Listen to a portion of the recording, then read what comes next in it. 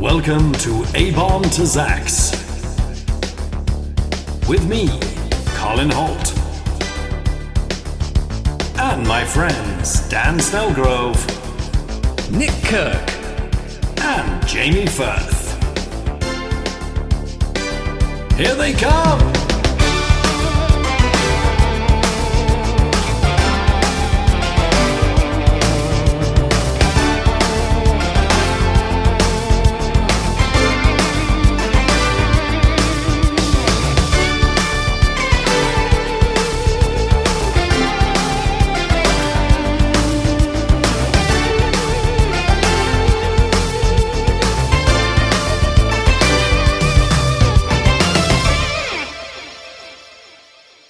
Hello, welcome to abombtozzzax, my favourite Marvel character, or the greatest Marvel character. I can't decide on the title. With me, Colin Holt, actor, comedian, gun lover. Not really. I don't love guns. Joining me, a man who will kill anyone who gives them too many comics to read. It's my old pal, Dan Snellgrove. Hello, Dan. Hi. I'll try not to punish you for this, Colin. He's joining me on this journey. We were just discussing smart panels, and it's if you're reading with the Marvel Unlimited app, it's quite hard getting through those old ones in particular because there's a lot of words and they're a bit, it's a bit fussy, isn't it? The way it's all laid out. If you go onto smart panels, and you can go on smart panels just by double clicking on a panel, you'll go into smart panel mode on your iPad. And then it makes each panel appear as one page, which feels like you're going through a sort of Roy Lichtenstein pop art experience, which is marvelous. Yeah, I've really enjoyed it this time around doing that. And like sometimes it really zooms in, and you can even see like the little pixels or whatever you call it, like the printout dots on the when it's like the old comics. Oh, the old style colouring. Yeah. And I felt very immersed. I think a lot of that they clean up, don't they? They sort of, because that's a good point. Because my earliest comics were ones that my brother's best mate Philip Walton gave me, which were a couple of Luke Cages around the Aguila time. And yeah, it's really bad paper though in those days, and it was like almost toilet paper. It's just so crap, and the colouring was really bad. So they've smoothed a lot of that up on here, but it's a joy. I was just saying to Dan, it sounds like you're starting to enjoy this. He said, "Hold on, we're not there yet. We're not there yet." So if you haven't listened to this show before, I'm Colin Holt. I'm a big fan of Marvel Comics. I love them. I love talking about them. It's probably a terrible career move for me that I've done this. It's probably my least successful thing so far, but it's growing. It's growing. I do think when I put it on Instagram, some people who know me from my comedy work and my big TV hits are like, what is he doing? What a pivot. I'm still doing all that stuff, of course, but this is a lovely little hobby. And if you enjoy these episodes, please do like, rate, review. You can send an email to abombtozzzax@googlemail.com or at gmail.com, and Nick, our dear friend Nick Rick, will reply to you. Send him your thoughts, and if you become a Patreon at patreon.com/abombtozzzax, you can even tell us which characters you want us to talk about, and which particular issues you want us to talk about, and you can get some extra recordings of the funniest, weirdest, silliest. Did you read the extra one this week, Dan? I did. That's a lot of fun, that one. Oh boy. Yes. Crikey, didn't see that coming. Nope. So this week, because of Daredevil Born Again, we've been going through all the characters in the TV series. And this week we're talking about the Punisher, who appears briefly in episode 4. The Punisher, plus a little bit of White Tiger, who you might know from the series, and the Sons of the Tiger, who are related. A thing I'd never heard of, ever. Bizarre, aren't they? Bizarre little... I did enjoy that in a weird way. Okay, so let's start with the Punisher. 6'3", 102 kilograms. Big lad. It's not that much more than me, though, actually, which worries me, because he's all muscle. I like the way you compare yourself to the superhero. Like, it's as if like one day you will become a superhero. Is this how this ends? I mean, I'm nearly 46. It's unlikely now, but Black hair, blue eyes. Do you think he has blue eyes? He just looks black. Do you think he's dyed his hair? It does look like that. Certainly in the panels I'm looking at. Also, by this point, if he was in Vietnam, he's about 90 now. So he must be doing Right. something. Yeah. He Yeah. dyes his hair. Do you think he's vain? I'm surprised he's got time for it, but I really think he does. It's all very slick in this that I'm looking at here, but his eyes are so like mean and close together. I cannot tell whether his eyes are blue or not. I'll have to He's so confirm as we go along. He's so bloody angry. Currently, there are 1,007 appearances of the Punisher. I thought it'd be more than that, to be honest. Who is the Punisher? Well, let's find out. Nick made a good comment to me. I asked him who he would be in the Last of the Summer Wine universe. If you remember, we've been comparing who they would play if they're in what the greatest sitcom of all time, Last of the Summer Wine. If you haven't heard of it, please do Google it, YouTube it. And Nick immediately replied without a beat, which I thought was brilliant. That woman who's always catching her husband sneaking around with his mistress. That's who the Punisher would be. If we're talking late 80s sitcom terms. Wow. I'm going to have to go back and watch some now. And We've got the whole... You remember the guy who was always... Was it Albert or Norman or something? Oh, no, dear. We were just... I was just showing her these flowers. We weren't up to anything. And then what? Then she turns up with an Uzi. She'd turn up. They'd be canoodling behind a bush or something. And then she'd go, Albert, I've found you. What are you doing with that tart or something? And he'd go, no, dear, we were doing some painting, watercolours, that's all. There's a lot of fun. But she didn't shoot them. She didn't There kill was no ultra-violence. Sorry? She didn't then, like, take them to the top of a tall building and throw them off or anything like that.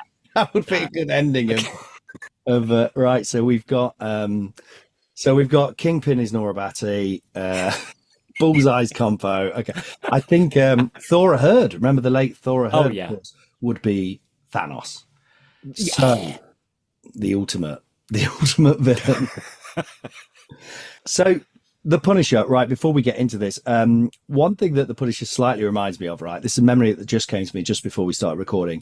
You know when you're a teenager and you go on the wreck, as we called it? Did you call it the wreck? You know, the park when you first start going out with a bottle of cider? Yeah.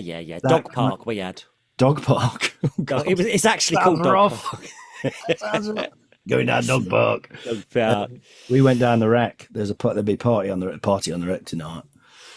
We're going out down the wreck. Anyway, I remember being on the wreck and ending up with a lad I didn't really know. You are? No. With a group of lads, and me and this lad, we ended up going. I stayed at his house. I didn't tell my family, and they were very angry about it the next day. Oof. I remember that because I just stayed. I think I must have only been 14, 15. But I remember going around to his house and we just had some cider or something. And his stepdad came back from the pub with his mum. This sounds like it's going really horrible. Stepdad turns up. I can't remember who this lad's name was or anything. I don't think I really knew. I don't know. You know, you just end up being mates for the night on the wreck, suddenly your best mates. But he was like quite a muscly guy, this lad. He was like kind of... This is a great story. He was into working out, even though they're only 14. Do you know what I mean? He was the only lad who had, you know, I genuinely can't remember his name. Anyway, stepdad turned up, right? He was bull with a big tash. And he came in, he went, hey, let's say it's Chris. I don't think it was, but hey, Chris, got a new magazine out, right? The new magazine's come out. Have a look at these, right? And he sat down next to Chris on the bed. He hadn't acknowledged I was even there, this stepdad. And this magazine was a gun magazine. Oh. Of just different guns you could buy. I thought you were going to say it was a naughty mag. That's where I thought it was going. No, it wasn't that. It was a gun magazine. He's just showing him all these guns. Let's say it's Chris. And he's just going, right, yeah, right. And then he sort of realised I was in the room just looking a bit freaked out. But he went to me, do you not like guns? I went, no, not really. And he went, yeah, I didn't think you would. That's who the Punisher is to me, is that bloke. There's a lot more to him than that. What about you, Dan? Did you have any, what is your experience of the Punisher so far? Before you read these comics, were you aware of his oeuvre? Yes, I was. I've got a vague recollection of a film from perhaps the 90s or something. The Dolph Lundgren one. Was it? Was it? It's so vague. I think it was 89. I think it was that long ago. Yeah. Or I might be getting him muddled up with a. Oh no, who's the guy in purple? Is it the Phantom or something? The Phantom. Yes. Also skull based, but he's more of a jungle man in a leotard. Ah, okay. But yeah, before that you was came around along, the time. it was all a muddle before you came along and I know. brought clarity to my life. Phantom is pre-Marvel. I think he's pre-DC. He's pre-Superman. He's like pulp heroes. So kind of, I don't even think they were comic strips. They were, maybe he was in the newspaper, one of those kind of ones. You know, like you get the 3 panels in the newspaper, like kind of Flash Gordon. Well, Defenders of the Earth, of course. The Phantom is one of those guys. But yeah, that's the Phantom for it. We won't be covering him, I'm afraid. He's not part of the Marvel canon. But you didn't really know much about did you see the TV series? Maybe I'm blending those two together. I think it was all very misty, but I was aware that there was this guy who, you know, he wasn't playing by the rules, let's say, and he was prepared to do anything. I was aware of that much. Yeah. Yeah. Okay. Perhaps you didn't realize quite how much he basically gets off on this this killing spree he's on. Well, do you know what I realized? The Punisher is actually the first Marvel hero I think I really discovered. I mean, presumably I knew about Spider-Man. I was very little, maybe only 8 or 9, and there was a comic that came out, Marvel UK. And it was some of these old Punisher stories reprinted, the ones from like the 80s, the one I showed you with Daredevil, that was in there. And in the backup story was RoboCop, was like a RoboCop comic. So you get it and it would be the Punisher and then RoboCop. And I think it was all in black and white.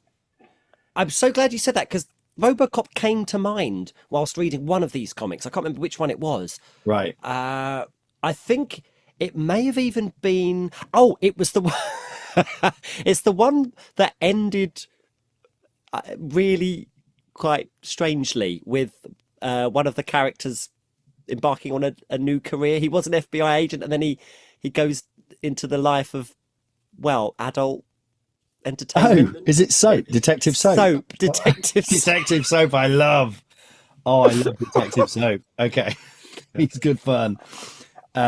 Yeah, so those ones, that was after this period. This was more the 80s period when he was I guess he was a bit more A-teamy, had his battle van. Right. And he's kind of, but I guess the point is I that was the first thing I saw. So I thought superheroes were more like just did kill everyone. I didn't realize, I didn't really understand. I mean, I guess I've probably seen the Batman movie. So I didn't really, where he does kind of like just kill people, doesn't he? A few times, I think, the old Tim Burton one. He's not as trigger happy as this, but yeah. I didn't really know this. And also growing up, I'd read like UK comics, so like 2000 AD, where Judge Dredd and all that, where it's just like, yeah, just kill everybody. That's what I was going to say. Actually, everyone is so to me, the Punisher, this was like, yeah, great. I thought they were all. I didn't realize this whole kind of we never cross that line thing. That was, I didn't realize. Do you remember Thor with his hammer in the Absorbing Man one, where he's like, I mustn't actually hit him or it could hurt him? Do you remember that? Like, it was so kind of, but that was because the Americans had this, they had a sort of Mary Whitehouse moment that I've talked about before, where they, they were all banned. Any violence and stuff was banned to the point where, I mustn't ever hit him with this hammer that I use for war. But like in the A-Team, where apparently I think only like 4 people ever actually died on screen. Yeah, that was mad, wasn't it? Shooting bullets, and there were explosions, but they all like were just out of the way of the explosions, and then like you'd see them get up and go, oh, but then leave the battle. Yeah. I mean, this, actually shot. This is what I wanted to talk about, is how we have this fascination with these people going and putting things right where the police can't. As a society, how we love this idea of them. And it was a very 80s idea. But yeah, I'll get into that in a minute. Yeah, into the deeper thing that's going on here. I think there are modern connections we can draw there. But yeah, let's. Totally. Well, I was thinking how just to jump on into it briefly, I think like how now you've got all the red pill stuff we were talking about the other day, and you know what I mean. But really, is that different to what we had in the 80s with Arnold Schwarzenegger and Stallone? You know, I mean, we didn't think like, yeah, that's how we should live our lives, but we kind of, I guess it came out of Reaganism. You know, it was a kind of very much against the 70s and 60s kind of love and flower power. And it was this like, yeah, men should just be really hard and take down the bad guys by any means necessary. Yeah, I guess. Yeah. Punisher was 73. So he was an early, forerunner of that kind of stuff. So he was created by Jerry Conway, Ross Andrew, and John Romita Sr., who's a legend. Spider-Man 129, he first appears in Spider-Man. So he's before Wolverine. So I think he really is the first Marvel killer anti-hero, you know. Right. He's actually based, apparently, on a character called Mac Bolan, which I kept reading as Mark Bolan. Right. Very different. And the Punisher, you know. Did you ever see Mark Bolan did a TV show once called Mark? No. Hi, Mark. This is my show. Anyway, then I started thinking a lot about how people developed that accent during that period with like David Bowie and stuff. And that was weird, wasn't it? Just thinking about that was weird that all these people started talking like that. You know, it was really weird. Anyway, he wasn't based on Mark Bolan. He was based on Mac Bolan, the Executioner, who is from a series of books, and apparently there are over 600 novels written about Mac Bolan, the Executioner. I don't think all by the same man, but some of them were. And this is a separate thing. It's not part of any universe, any comic universe. No, and he's an FBI agent or something whose family or wife gets killed, and then he decides to just kill all the killers. Right. Essentially the Punisher's thing. So when he first appears, I read this one. I'd never read this one before. I think he's quite a Lee Majors, Charles Bronson type. I put, you know, those old, well, like the A-Team or pre the A-Team. What's the one? Who's the guy? Is it Point Blank or something like that? Payback. Mel Gibson remade it as Payback. But he's a proper old, he looks old, do you know what I mean? And grizzled, doesn't he? And he's got a widow's peak for some reason, almost like Dracula. And I like that. I like that grizzled feel because that really goes with him, isn't it? His soul is grizzled. Yeah. So yeah, like this. The first one that we read or that was on our list, the 2000 one, number one. Oh yeah, first Garth Ennis one, is it? Yeah. On the front cover there, he's got that look that you're talking about. He looks like probably like, I don't know, late 40s probably. So, you know, he looks like he's been around a bit. He's probably got a bit of a bad back, I reckon. I mean, he's still ripped, but in a kind of like he's slightly stooped, you know. And I think that's great that he's not keeps like this, going, even though exactly that. He's lost all feeling in his body. He'll keep getting up. Yeah. And it's not about being like the strongest, the fastest. You can do the best acrobatics and stuff. It's just that grizzled continuing on. Shoot him and he'll carry on because he's driven by the thoughts of his family and rah. He's almost dead inside. Yeah. He's almost the undead. You know? Yeah. So I want that represented in the art. You like that scene in the art. When he first appears in that Spidey one, it feels like he's already quite established. Like they look at a newspaper and it's like the Punisher's been wiping out the mafia again. And he's not really seen as it's not really like, well, someone needs to do something about this. It's kind of like, oh, great. You know, I don't know. It's maybe not great, but it's like, that's just a thing that's, as in, it feels like he's already established. It's not like there's a new kid in town. Yeah, that would, like that's his first ever appearance. And I feel like he acts like he's the adult in the room to Spidey, almost like Spidey's the kid, even though he's got no powers or anything. He literally is just a man with lots of guns. We haven't really explained who he is, but there you go. But in that first one, he's actually the Jackal, a villain called the Jackal convinces him Spider-Man's a baddie and he's out to get him. But there's a lot of kind of using stun guns and stuff, isn't there? He hasn't quite got to that.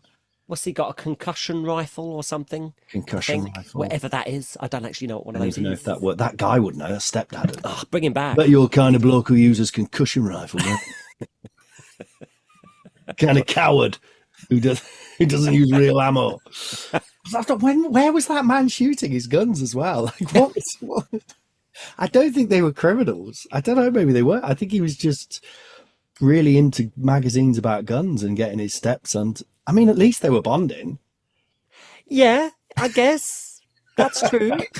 Spending quality time together. I did read his second appearance, right? And what's kind Chris? of Chris, no, of Frank Castle, the Punisher. His second appearance, the same thing happens. It's like I've put in, he's quite thick and gullible.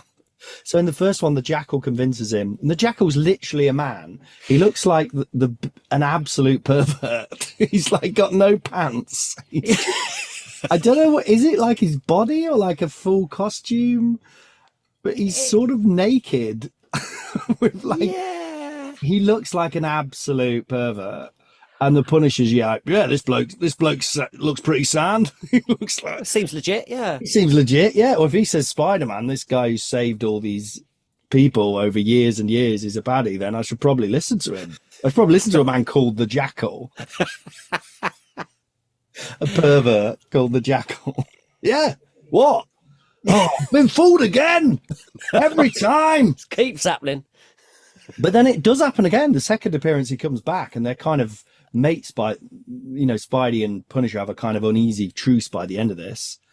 Then in the second one, he's fighting this guy called Tarantula. And just happens again. He's like, I've heard you've been killing people again. He's like, no. Spidey. What, to Spidey again? Yeah. Oh, he's gonna God. shoot him again. He's like, no. We've been through this. Listen, buddy, listen. So, yeah. I should say, by the way, his real name's Frank Castle, but his real name is Frank Castligione, apparently. Oh. He's Italian-American, and he changed it to Castle.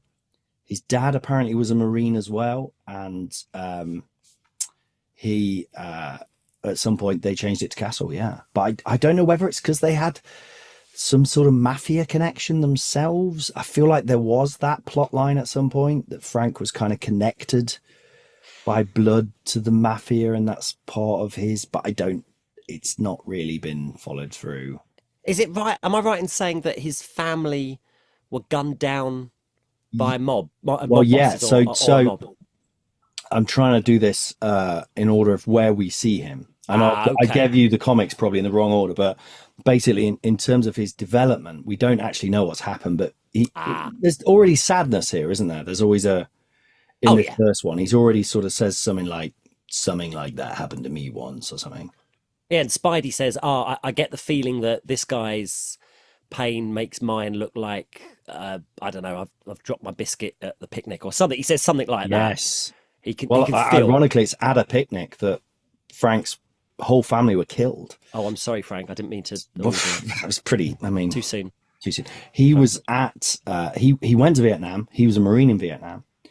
He comes back, goes for a picnic with his family, and ends up, unfortunately, between a rival gang war. And they that's unfortunate, is it? Very Where do you want to sit, dear? Oh, should we sit there? Should we sit between the gang? Should we sit in the middle of the gang war? I'm not sure about this, Frank. Oh, come on, get them cheese sandwiches out. I'm bloody starving. So this really pisses him off, you know. I'm not surprised. As you can imagine. Have you seen oh my God, have you seen the Punisher?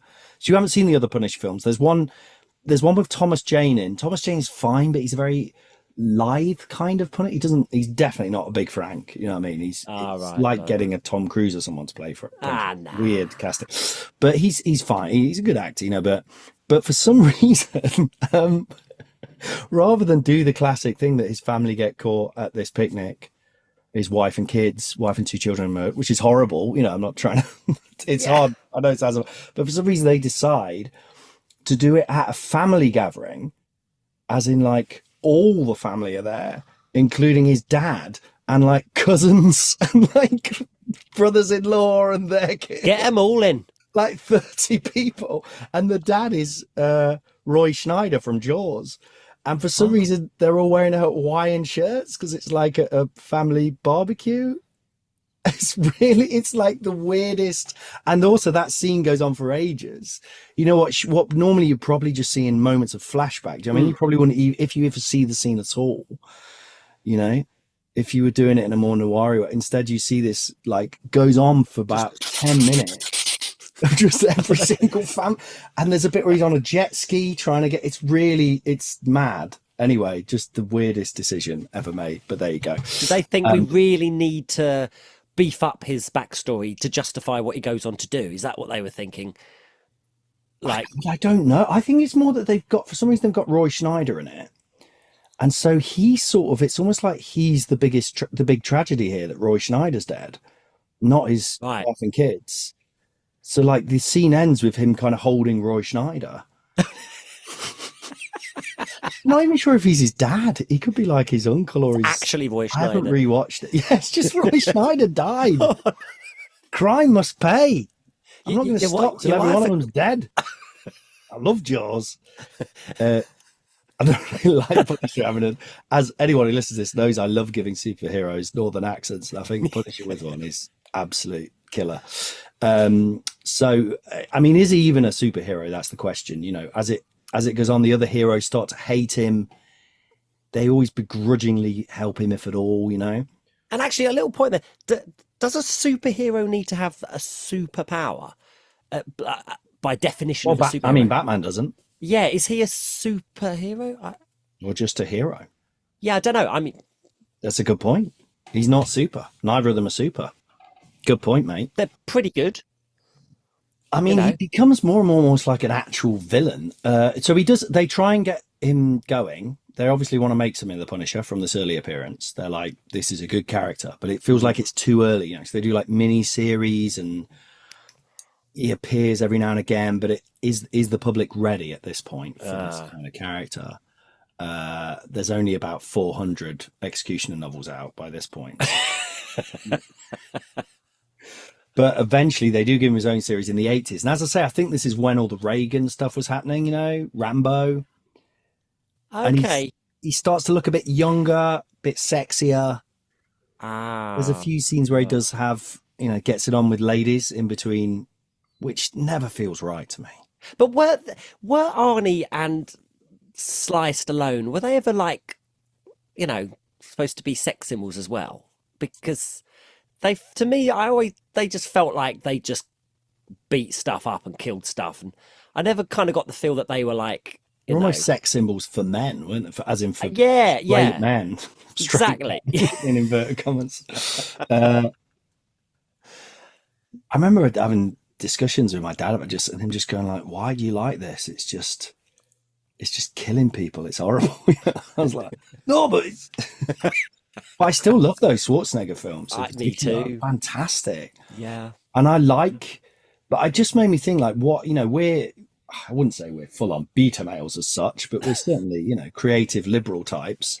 Yeah. What is it why do we love seeing big men kill bad men? I mean, I think there is something like evolutionary and stuff going on there in our parts of our brain, our animal parts of our brain. I think that exists in us. And yeah, I mean, I think it's okay if we remove that and we put it in art and indulge that bit. We watch a little film about some fighting going on, and then we get back to hopping around and playing guitar and, you know, being nice. Maybe the more modern thing that has kind of, with the internet and everything, that's gone more into like normal life. Yeah, exactly. Like, yeah, you know, you've seen those sort of photos of Republican senators with their whole family, and they're all holding sort of actual machine guns. Yeah, so weird. Apparently, he has the skull, so people don't shoot him in the head. It's clever. They aim for that instead. Yeah, that's a good trick, isn't it? It's got Kevlar. So in the 80s, he does get a bit more. He has one recurring villain. Almost all his villains get killed, obviously, because he's the Punisher. He just kills them at the end. Called Jigsaw, who's got a mangled up face. that Punisher mangled up. He has a buddy called Microchip, who's a kind of overweight kind of dad character who's really good at hacking. So he gets a battle van, a bit like A-Team. I wrote this. Did men with vans used to be a cool thing? Because remember, like in one of those Captain America vans, Captain America comics, he's got a van. Because now you associate a man with a van is, well, either someone who's doing like handyman work or like. Was there a period where having a van was like a symbol of being tough? I'm trying to think. I mean, if you think about Kill Bill, for example, there's that. Who's that guy? Is it Michael Madsen? Is that the name of the actor?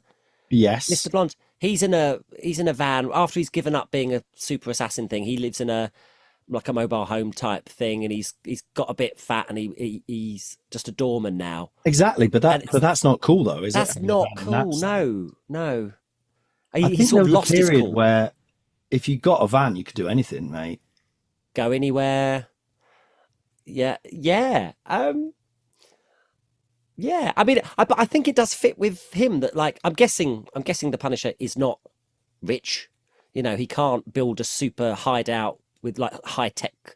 No, but he always seemed. Where does he get his? I think often he steals the weapons off the people he's killed. Right. Well, I like that. There was a bit in the Dolph Lundgren movie where there's a really weird bit where he actually takes the cocaine to kind of keep him moving.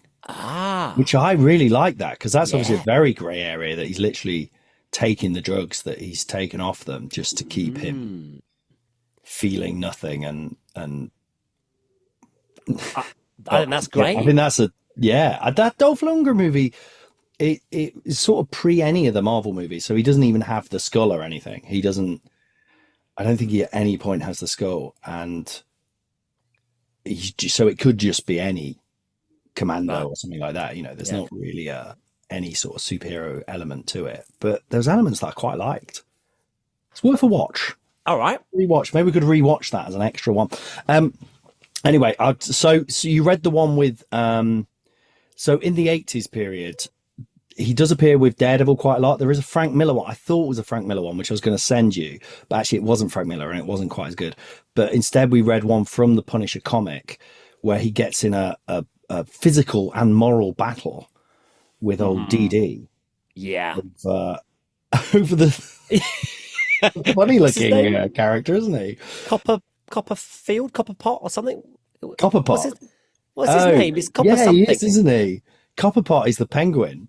But it's something like Coppersmith or something. Copperfield's the magician. Okay. But he's a guy who's been poisoning stuff. Baby. No, was it like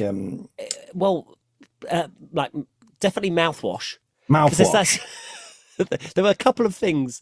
I can't remember what the first one was that he was poisoning, putting cyanide in, of all things. Yeah. But then, it moved to mouthwash, because I think it came up on the news that they were cracking down on one of the things, and he was like, you think that's the only thing I'm putting it in? And then he gets out some mouthwash from a drawer. Yeah. They haven't found the mouthwash yet. And then he's having this, because they're in this like block of flats. And the woman opposite is having they've had dinner together and they're having a bit of a date situation. Well, he almost has a way out, doesn't he? He almost has like a, Yeah, but she knocks on the door and he's like, oh, that's when he was looking at his mouthwash. And he sort of puts it all in the drawer. And he goes to speak to her and she wants to come in and go, oh, look, you got to clear up your flat. Look at this. And he's like, look, just because we went out for dinner, you can't come and tell me how to live my life. Closes the door on her and she looks almost like to the camera and goes, was it because of my breath? To form this connection, because later on, she buys the dodgy mouthwash. Lovely plotting there. Brilliant. Maybe I should. Oh, very good. I didn't quite spot that. It was hilarious. I like the look of Copper Dick, or whatever his name is, with his sort of, he's balding, isn't he? But he's got a big comb over. Yeah. So big tash, really muscly. Do you know what? He looks quite a lot like the stepdad I was talking about. But he was, just that sort of guy. Like he had that sort of Terry Nutkinsy kind of. Terry Nutkins, very Terry Nutkins. But it was just all he did. Like his flat was just like a metal bar to do pull-ups in. Yeah. I thought it was a very bleak and weirdly realistic Yeah. portrayal. Yeah. And could very believe sad and very pathetic. And I like that he wasn't kind of Weasley. I like that he was really muscly and really into, but then he never barely lands a punch on either of them, does he? They just both beat him up. Yeah, because he's all bulk but no skill, or like it's just about, He's a real one of those guys who goes, you see at the gym, don't you? He's really into, yeah. Yeah. It's quite a believable sad. But the point is that the Daredevil and Punisher end up in this argument about whether they should kill people or not, essentially. And this is an argument that carries on for a long time. But that's a good setup, isn't it? Because they represent different things, don't they? Yeah. And there's a great one in the Garth Ennis series where he actually ties Daredevil up. He somehow gets the better of him because he says how Daredevil, he's going to beat the crap out of me like he always does. Like, you have Punisher's thoughts kind of thing, his war journal. Because I like the idea that Daredevil will always beat him because Punisher doesn't have the skill or powers beyond, Yeah. But he ends up somehow tricking Daredevil, and then Daredevil wakes up and he's tied up holding a gun, and Punisher's about to shoot this guy. I think they do this in the series. Punisher's about to shoot this mafia dude who has been charged with a murder, but he didn't do the murder, but he is a terrible man, so he should just die anyway. So this is the dilemma. But Matt Murdock, as in Daredevil, has got him off. And so Punisher sets up this thing where Murdock has got a gun strapped to his hand and he's tied up so he can shoot Frank and stop him. And he says, if you don't, I'm just going to kill him. It's fun. Nice. Yeah. So anyway, just to fill in a bit more of the story, he ends up hunting Nick Fury for some reason. Again, he's really gullible. He gets convinced Nick Fury's a baddie. Then he gets tricked into killing himself. I haven't read this story, but it's a story called Suicide Run. I know. I've written a proper thick lad. But they tell him, in fact, you're bad. I think I'm not sure. I tried to find it. It's called Suicide Run. Apparently it's quite bad. But then what happens? He comes back, brought back by the Angels, to be in a 4-part series as literally an undead killer working for the Angels, which is much maligned. Everyone hates this short series, and he has angelic weapons where he can reach in his pocket and pull out any gun he can imagine. But they sort of all look like Nerf guns, though. Which is shit. I imagine a Nerf gun. Oh bollocks! Yeah. But I thought it was actually quite good. It's not a terrible series. Really? Yeah, and it's the Angels are kind of like living on Earth as kind of corrupt themselves. Do you know what I mean? It's not like they're kind of dodgy themselves. So he ends up turning on them and killing the Angels somehow. All right. And there's a thing where the place where he died, people leave messages to the Punisher to save or to avenge their family member who has been killed.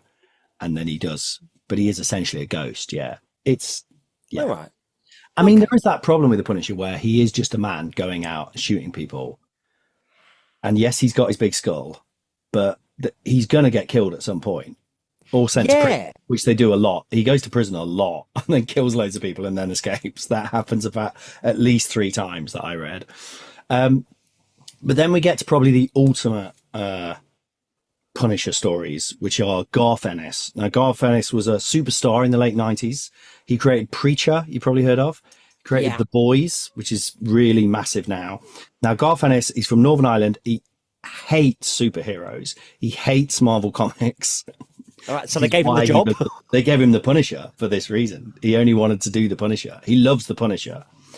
But he grew up on 2000 AD. I've listened to interviews with him and stuff, and he's a very funny, he's a brilliant writer, but it's always very macho. I feel it treads that line where I'm like, this is a bit unpleasant, but he's still I'd say he's one of the top 10 ever writers.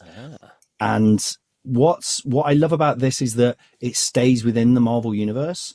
So Daredevil appears and all these characters appear, and it is him, but he hates them, and it ends with this brilliant one called Confederacy of Dunces, where it's Wolverine, Daredevil, and Spider-Man trying to get Punisher, and him just kind of tricking them and taking them down in different ways. There's a brilliant one where he's fighting Wolverine, and he starts by shotgunning his face off. So for the whole thing, Wolverine's just got like a metal skull, and he shoots his balls off as well. And then at one point drives a steamroller over him and just leaves it there. So it becomes almost like Wile E. Coyote. Do you know what I mean? Where he's just sort of, it's very funny. And it's almost Garth Ennis and the Punisher, Frank Castle, both think all these superheroes are ridiculous. And they don't, hold back, basically. It's also the artist, by the way. Steve Dillon is my favorite artist ever. I love this guy, even though it's not the most beautiful art, but the faces are real people, I think, and look like different people. Do you know what I mean? The expressions. Which one was this you're talking about? Oh, we're on the 2000 one now. Welcome Back, Frank. The one where he throws the guy off the building at the end. Oh, but he does that quite a bit, throwing people off buildings. And this was something I was going to say. In the first one where he's working for the Jackal, the thing that made him go, oh, no, this is not fair, is because Spider-Man was about to fall off the building and die. Right. And he's like, no, he can't die like that. That's not just. But then he actually throws everyone off buildings from then on. That's kind of his thing. Off the top of the Empire State Building, is it? I think so, yeah. And this guy is this the one that you're talking about where there's a quite unpleasant fat man who's brought some lady up to the top of a building going, yeah, aren't you grateful I've brought you up here, baby? And like he's about to be really sleazy, and then he gets thrown off the top of the building. Yeah. Frank's really strong. He pulls him by the hair through a window, lifts him up, and then what about the opening of that comic though, Dan, where there's a guy on the phone and he's like, oh, you won't believe what's just happened. I've just been I was at this drug deal, and then the Punisher turned up and killed everyone. But he said to me, I'm going to give you one chance. And he says, get your hair cut, you hippie, or something, doesn't it? And then as this guy's on the phone, he goes, so get down here and let's get we're sitting on like millions of dollars worth of drugs. Let's just go and sell it. And then you see the Punisher appear behind him. And he goes, oh, I've got to go now. You just see the Punisher's hands on his head and he cracks it. I mean, that is the opening. What a sort of like, okay, now we're doing the real Punisher. And just as I was saying to you before, actually, we started recording about this, the smart panels and how, like, when they're really similar, when you scroll them and then it just changes slightly. On this one, it's exactly that. It's him with his wide eyes going, oh my God, we got all the drugs behind us. And then you switch it and his face blurs slightly and his eyes go up and he looks behind him. And there is the Punisher behind him. And the very next one, hands on heads, I have to go now. Yeah, that was brilliant. And then Punisher sets fire to everything and blows it up. So in this, he ends up, there's a great bit in this series. He lives in this house with these three people called Mr. Bumpo and Spacker Dave, which presumably at the time was very funny, but now... Does it mean that in this comic? So. Oh dear. Yeah, I don't know. Right. And Joan, who is like really mousy, quiet woman who lives down the hall, she discovers he's the Punisher as it goes on. And there's a really good bit I just wanted to flag where she says something about, he says, I can't remember exactly what it is, but he says something about, I have to kill all those, because they're scum. I have to wipe them out, until every single one of them's dead. And she goes, oh, I thought you did it because you wanted to help people. And he just looks at her like, like this amazing Steve Dillon R, just the look of her face like, what are you talking about? Of course not. And this is where Garth Ennis takes it to the point where he's not just, he loves killing. He's not just getting revenge. He is made to kill. And there's one called Born, right, which is about him in Vietnam. And it's like a 5-part miniseries about him in Vietnam. And at the end, he's a kind of, fresh soldier, what would you call them? A newbie to fighting. God, terrible words. Do you know what I mean? He's just got to the war, but then quite quickly he becomes like toughened and hardened, and then by the end he's, it ends where he's basically fighting 20, 30 people and just like all his platoon are dead, but he just keeps going. That thing you said, and he does this one thing, which I thought was very cool, which is that there's like a voice in the darkness just talks to him. And you just see this one panel and it's just a kind of vague outline of the skull that ends up on his chest. Oh. And it's great because they never say it's a demon or it's death. It's just the suggestion Nice. that there's something else working through him. Oh, that's cool. But That's it's very just, cool. I think they only ever call it, voice in the darkness. And it's the idea that, So I didn't realize there was but that's vague, that's not like, Yeah.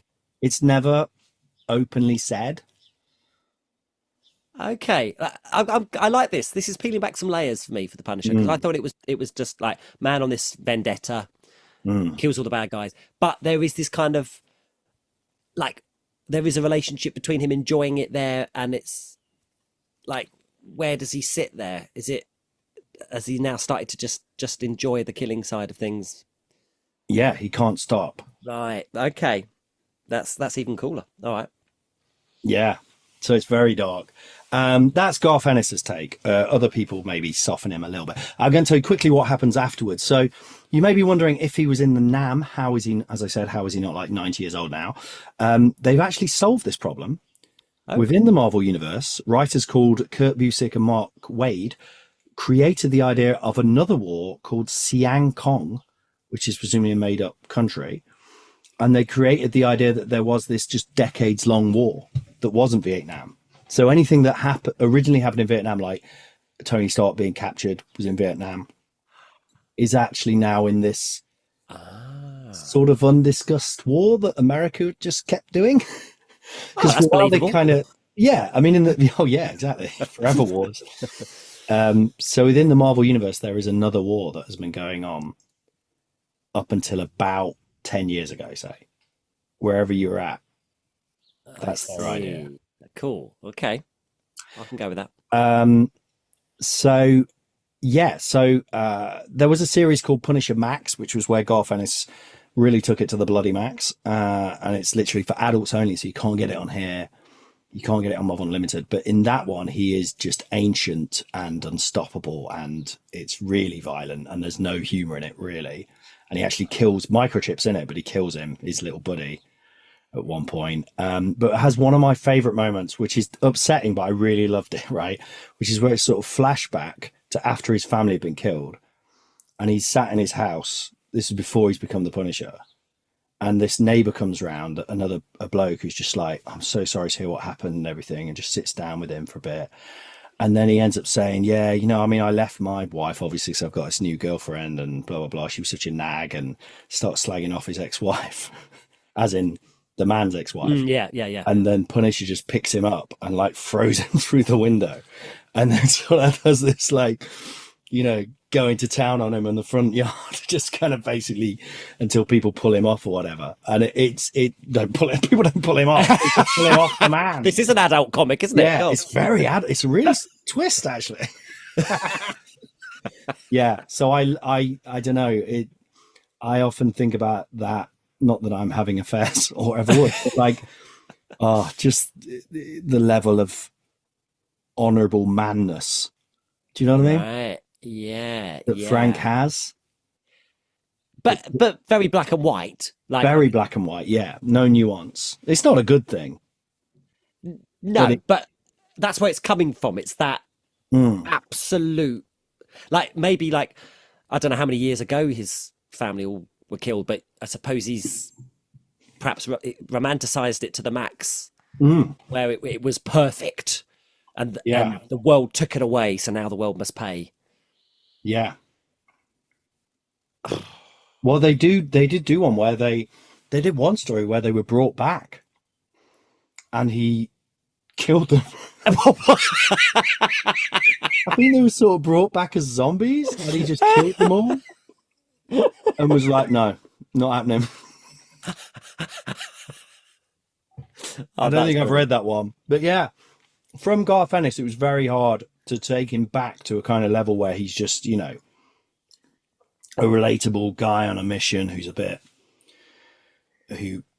is struggling to deal with this vengeance that, and from then on, he really was just this monster, which is, I think, is fun. So at one point he gets killed by Wolverine's son, Daken, which we're going to talk about briefly in the extra thing. Guess what happens after that?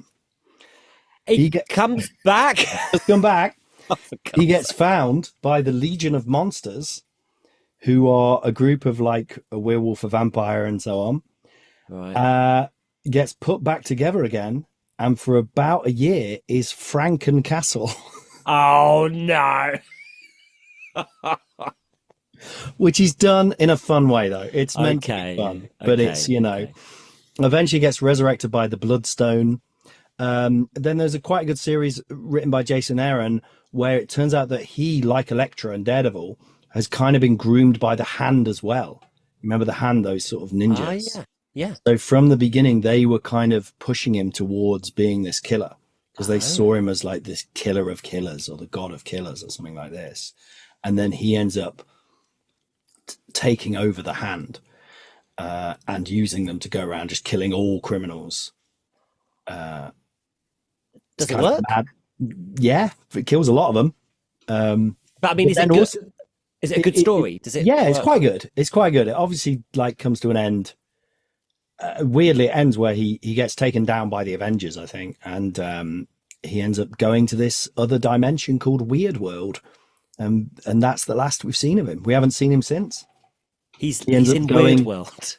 Weird World, which is a weird, I think, 70s creation of this bizarre world where there's just monsters and stuff, and people are trapped there, and he's there working his way, Right. helping some people. So he ends up actually helping people, I think. Okay, that's nice. The idea. He goes as far as he can, becomes literally the god of killers, and then ends up kind of being a hero after all to this group of kids in Weird World. It made more sense at the time. It was less Okay. of a out of nowhere idea. They actually created another Punisher called Joe Garrison, which I heard was like, doing the Punisher but in a lame way, like with tasers and stuff. But then I read some of it. It's exactly the same. Literally no, like, he's a SHIELD agent who becomes the Punisher, but that's it. He's just a new Punisher, but literally pointless. So there we go. There we go. There's also been a lot of controversy because, like in the Daredevil series, one sec.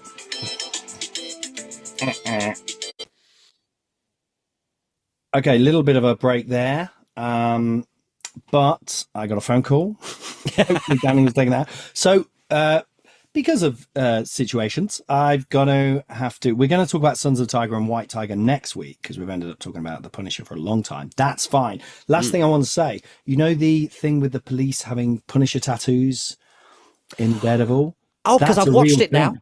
I've watched it. Yeah, I'm up to date, Colin. That's a real controversy that has happened in real life. People are starting to... Yeah, you know, there's the whole militarization of the police in America and so on. Oh, right. Which is what defund the police was all about. They think they're the Punisher. They want to be the Punisher and think the Punisher is a role model. So he's become quite controversial, quite awful in that sense as a character, which I think is why Marvel have kind of stopped doing it, maybe.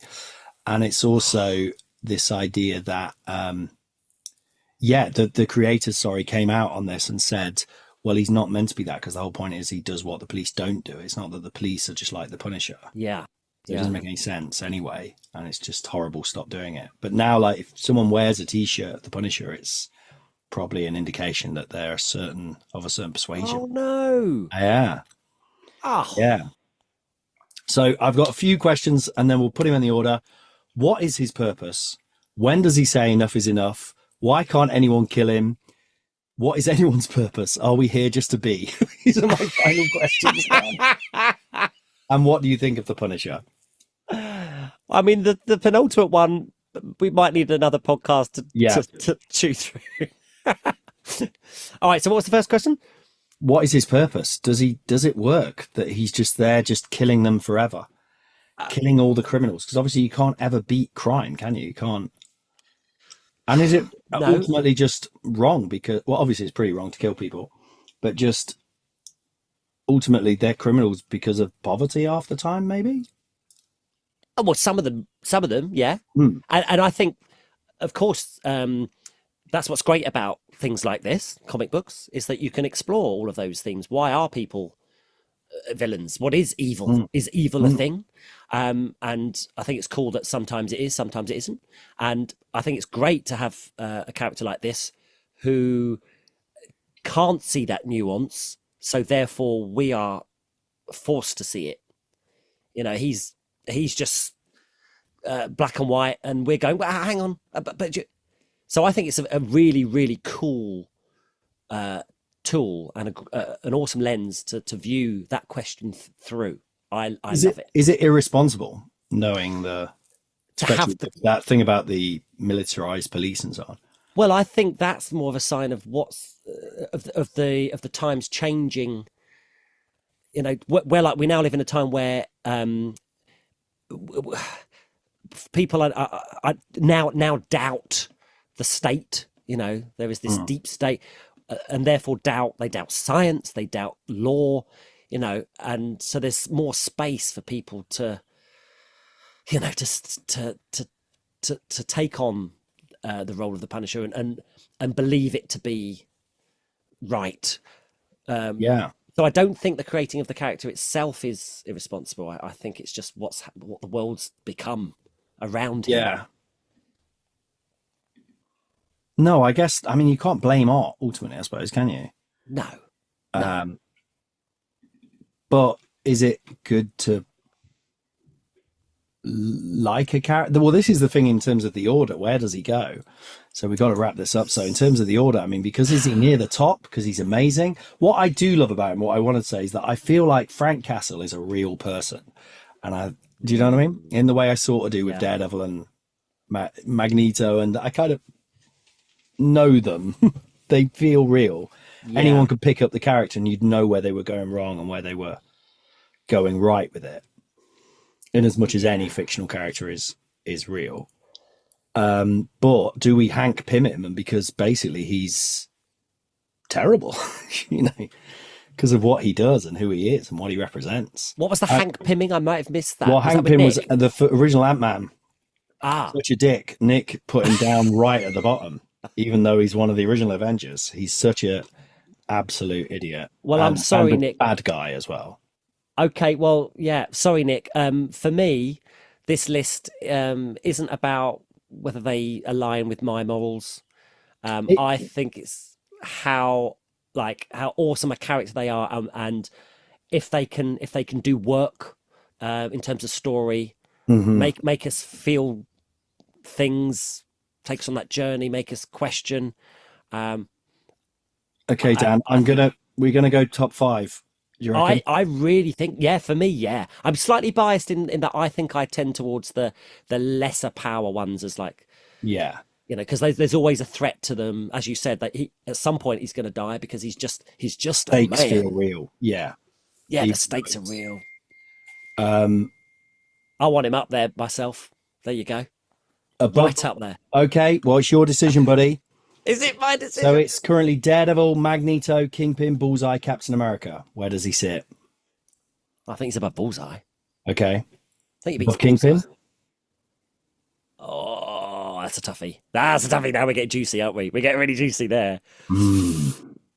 Oh, have I pulled you from where your position was on the Punisher? I love him. Okay. No, if anything, I'm probably being overly aware of like I think someone could give a very interesting argument as to why it's just awful and shouldn't, not even in a kind of like cancelling type way, but just in a kind of like, no, it's just this and it's not really it's not I don't know. I love it in the same way I love Arnold Schwarzenegger films, love Commando, but I also think he's better than that because I think he's more nuanced. I think there's loads of history there. I think there's loads of pain there and actual despair. And also, we're not even meant to really want to be him. No. But also, we kind of do because he's so cool in terms of how he goes, you know, in his, the coolness is his sheer right and wrong, isn't it? And that's what I think what we look for with any character. That's why any character becomes attractive, is because they seem to know what to do in a way we don't. Yeah. We just faff and worry. Whether that makes it a good character, I don't know, because maybe a better character is one who does faff and worry because that's more relatable. But, you know, I'm afraid we have to wrap up the podcast now. So where's it going to go? I think then he's above. I think he's above Kingpin then. Okay, but is he above Magneto? Magneto's just so cool. He's just so cool. Magneto is. Yeah. Despite having the silliest costume of all time, arguably. Yeah. Oh, you decide that one, Colin. All right, I'm going to put him number 3. Okay, brilliant. Okay, Daredevil, Magneto, Punisher. Done. Oh. Thank you so much for listening. I'm sorry we had to wrap up this. If we had time, we would have done White Tiger and Sons of the Tiger, which are a lot of fun. But we will be doing those, plus that extra episode. If you become a Patreon, patreon.com/abombtozzzax. Well, like they said in that Captain America issue that we read that time, did we dig it?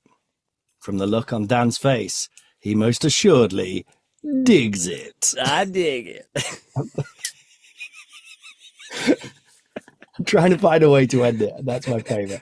All right, Dan, thanks very much. Thanks, everyone, for listening. Sorry we had to be quick, but bang, bang, bang. Go read all the Punisher, all the Garth Ennis. They're really good. You'll love them. Everyone listening, read them and learn. Bye. Bye. You have been listening to abombtozzzax, my favorite Marvel character, with me, Colin Holt, and my friends Dan Snellgrove, Nick Kirk, and Jamie Firth. There they go! Please remember to support us at patreon.com/abombtozzzax.